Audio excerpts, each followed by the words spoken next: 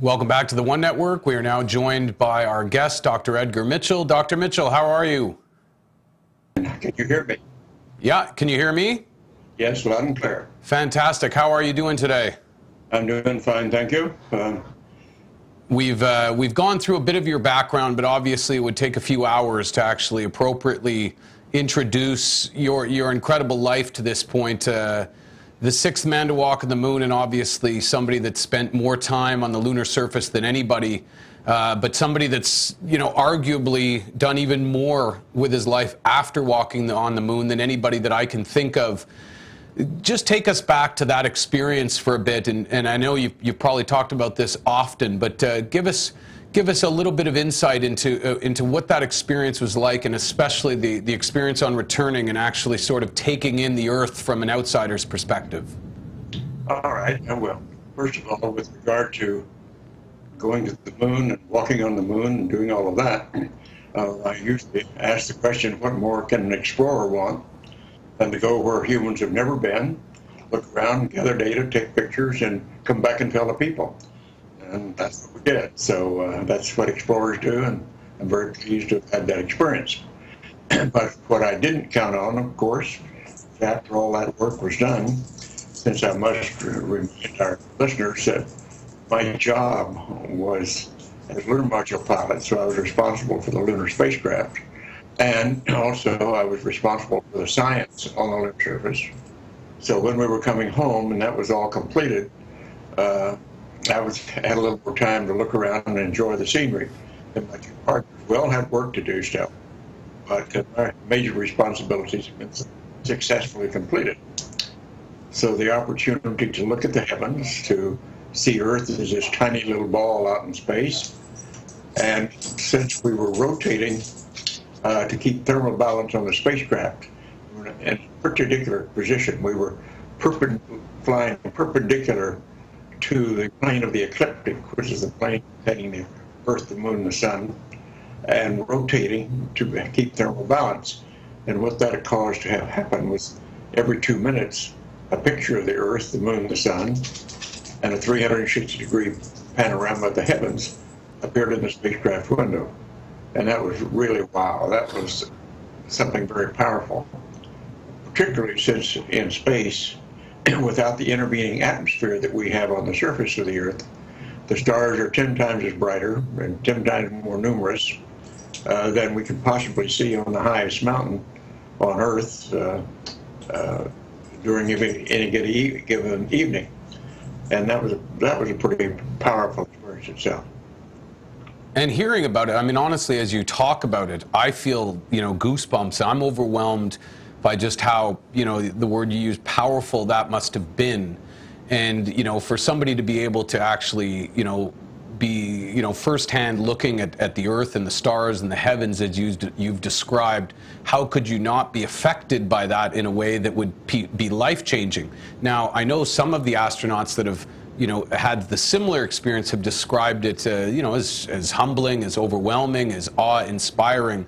All of those are correct descriptions. Right? But for you, it seems to have even gone further than that it affected you in a spiritual way. And for somebody like you, a man of science, a military background, to be able to articulate as you have, what this, did to you and how it affected your life going forward, it seems from what I've read and heard on some of your interviews prior is that it was really a sort of a feeling of oneness with everything. Is that a fair assessment? That's correct. It was a sense of unity, of oneness, a recognition as I looked at the star systems out there. And from my training in science at both MIT and Harvard, since I'd taken astronomy courses in both places, and realized that the matter in our universe, now remember, this is taking these courses is back in the late 50s, early 60s, and our astronomy wasn't terribly sophisticated at that point, but it was still recognizing that the matter in our universe is created in star systems. So in a sense, we're stardust. That's one way to put it. And that was a wow experience to suddenly come to that sense of oneness with the star systems. And it was accompanied by a feeling of ecstasy and completely overwhelmed, and recognizing that our story of ourselves was likely incomplete and flawed, regardless of whether it was coming from our science or from our religious descriptions. Wow. I mean, that's, and describe yourself, Dr. Edgar Mitchell, astronaut, military person, scientist, before this experience and now after that experience. Well, before, I considered myself a man of science, deeply interested in space at this point, deeply interested in how the world works and looking at our world from that perspective, and having studied a lot of astronomy and physics, and deeply interested in how the universe is put together, and realizing and being very humbled by the fact that, hey, we're just beginning to get a handle on all of this. And I've said in my lectures so many times afterward, we think we're pretty advanced in some of these areas, but we're really just barely out of the trees. Yeah, kindergarten perhaps compared to, where we might be one day in graduate school or PhDs of our existence. And obviously where we find ourselves today, and quantum physics, like you said, has advanced a lot since the textbooks of the 50s and 60s, and there'd always been talk about the TOE, as they say, the theory of everything, a unified field theory, which is something you would have been pretty adept at least understanding the theory of Einstein and other people prior to this. But now what you seem to be able to share is different than, again, a lot of academics or theorists, because you've actually had an experience that can somehow support that idea of a unified field. Yes, and it was really just a accentuation of my challenges to say, okay, I really want to know more about this, and I don't know more about it. Let's find out how to discover more about it.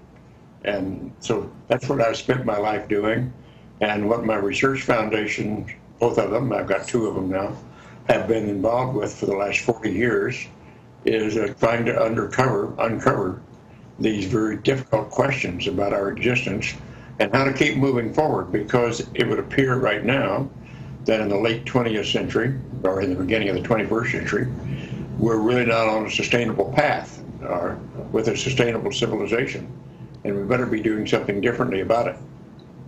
And from the standpoint of, again, your military background, very, very institutional, let's say, very regimented, and again, from a scientific background, very, very much around the scientific method, and then you find yourself now, I would argue almost in a position where you almost required more courage than you did to even get in the space capsule and go to the moon, which, as we know, was a pretty courageous thing in and of itself, because that was still, highly experimental. Yet now you find yourself, when you've come back from this, incredible mission and incredible experience, having to probably step outside of convention and find yourself talking about things that might be marginalized, might allow you to be dismissed in certain ways. How did you deal with the decision to say, I'm going to go out there and I'm going to speak the truth of what I know, regardless of what happens or how people perceive me?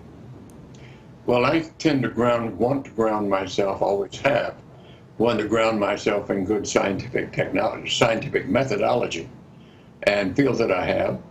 And what has come out of this, I'll have to back up, many of our listeners may know this by this time, but over 400 years ago, at the beginning of science with Newton and the early guys, the great thinker, a member of the church, Rene Descartes, came forth with a paper that said body, mind, physicality, spirituality belonged to different realms of reality that didn't interact.